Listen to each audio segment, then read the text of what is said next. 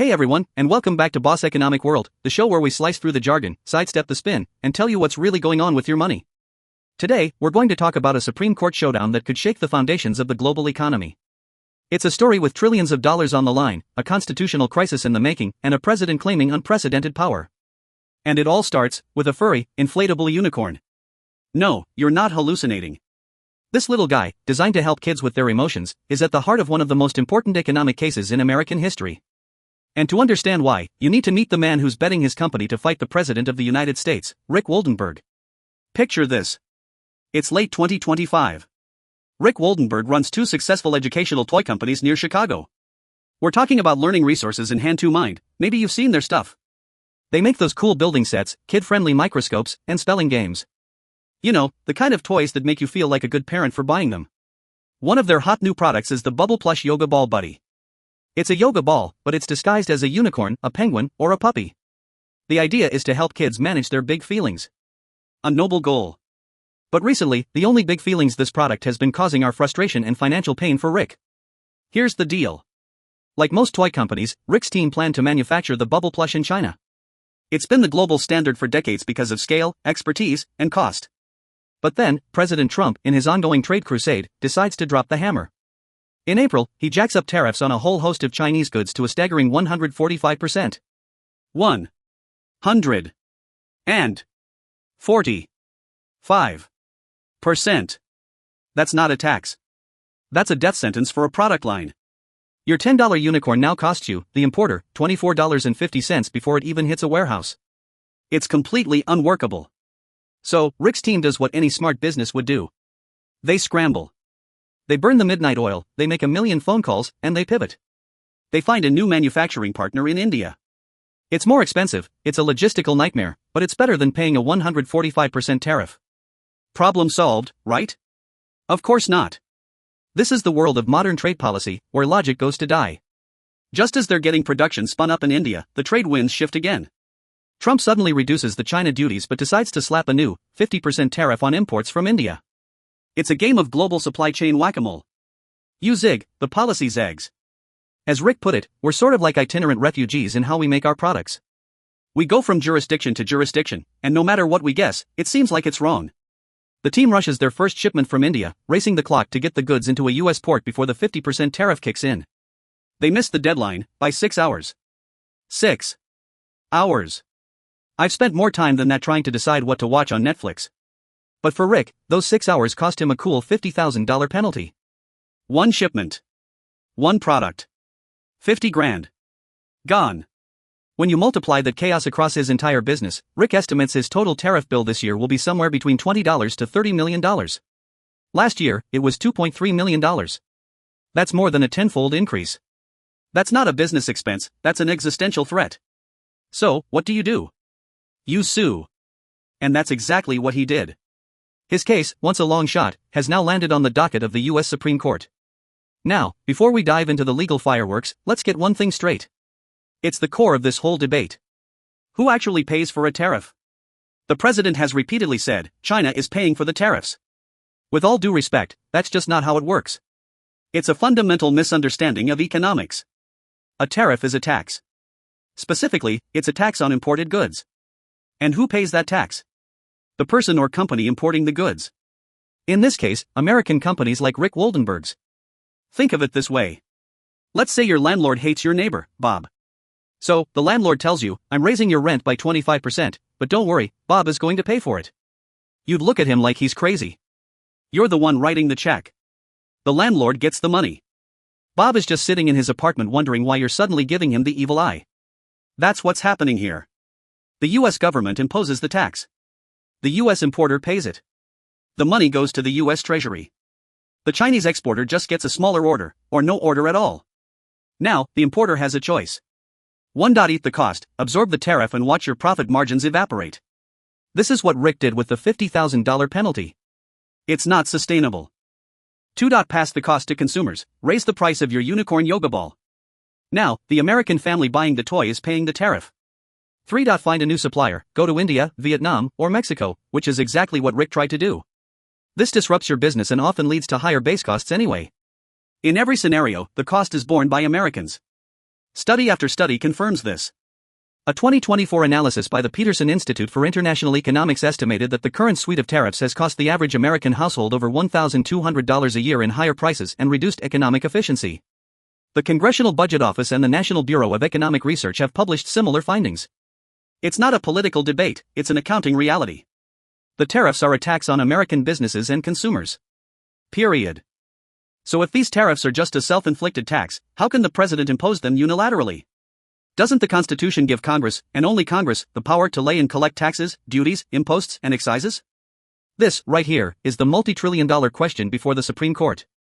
The Trump administration's entire legal argument hinges on a dusty old law from 1977 called the International Emergency Economic Powers Act, or IEPA. Let's put on our nerd glasses for a second. IEPA gives the president a broad set of tools to respond to an unusual and extraordinary threat to the national security, foreign policy, or economy of the United States that originates in whole or substantial part outside the United States. It was designed to sanction rogue states, freeze terrorist assets, and deal with genuine, sudden crises. Think Iran hostage crisis, not a trade deficit that's existed for 40 years. But the White House lawyers have gotten creative. They argue that two things constitute a national emergency justifying the use of IEPA to impose tariffs. 1. The national trade deficit. 2. The fentanyl crisis, which they link to imports from China and Mexico. The President's Solicitor General, D. John Sauer, put it bluntly in his court filing to the President, these cases present a stark choice: with tariffs, we are a rich nation; without tariffs, we are a poor nation.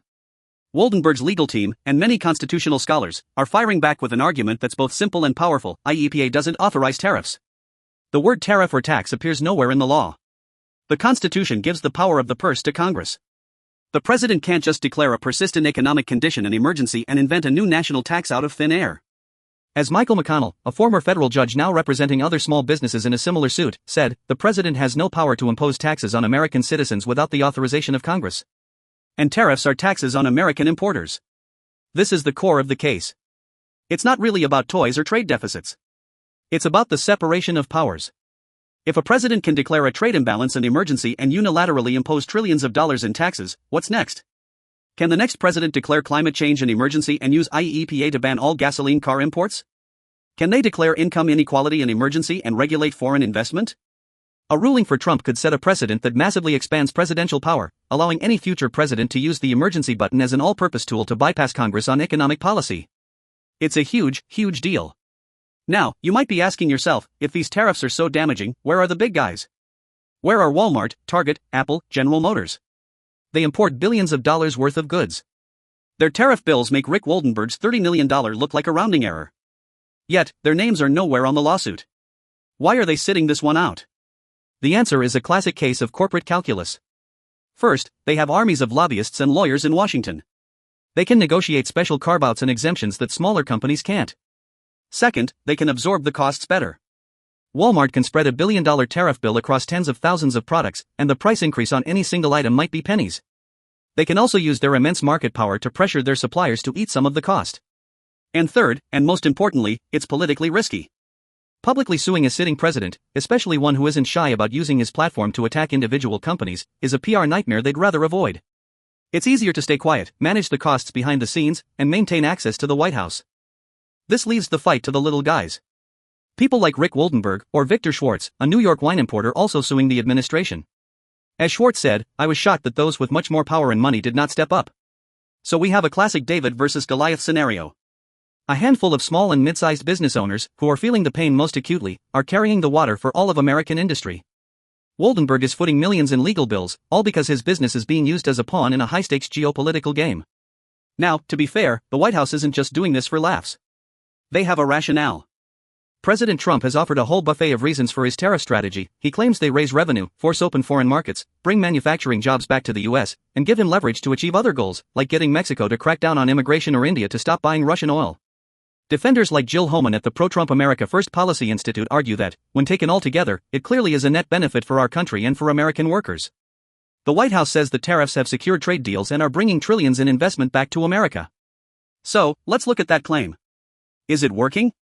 This is where Rick Woldenberg's story becomes a powerful rebuttal. The pro-tariff argument often paints a caricature of companies that manufacture overseas as evil and un-American. Rick's response? He gestures to his own operations. His companies employ 500 American workers. He recently invested over $40 million to build a state-of-the-art, 356,000 square foot warehouse in Illinois. It's a maze of high-tech conveyor belts and barcode scanners, run by American workers, shipping products to American schools and families. As he puts it, satirizing the pro-tariff argument, evil companies making products overseas don't invest in America. I'm sorry, but that does not cut it with me. This was not free, and this is technology, and most of this came from the United States, and these people that are working here are American. His point is crucial. The modern economy isn't a simple binary of made in America versus made in China. It's a global network.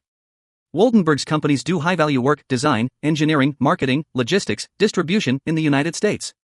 They use that U.S. investment and labor to manage a global supply chain. The tariffs don't just punish China, they punish the American companies that have built their business models on this global reality. They threaten the jobs of those 500 workers in his Illinois warehouse. And has it brought manufacturing back? The data is murky at best. Some niche sectors have seen reshoring, but overall, there hasn't been a massive renaissance in U.S. manufacturing. What we've seen more of is trade diversion, companies moving production from China to other low-cost countries like Vietnam, Mexico, and India, just as Rick tried to do.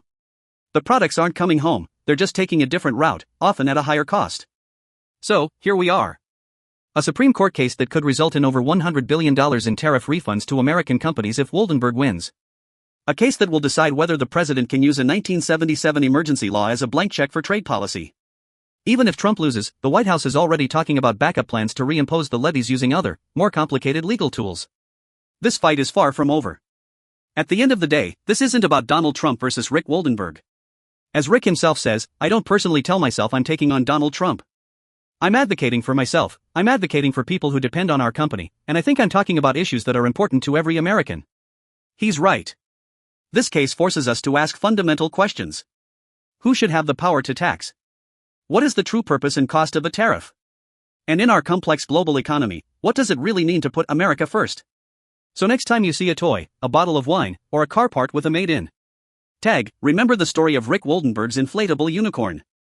It's not just a cute yoga ball. It's a symbol of a multi-trillion-dollar battle over the future of American economic policy and the very balance of power in Washington. And that, my friends, is the real bottom line. Thanks for watching. We'll see you next time on Boss Economic World.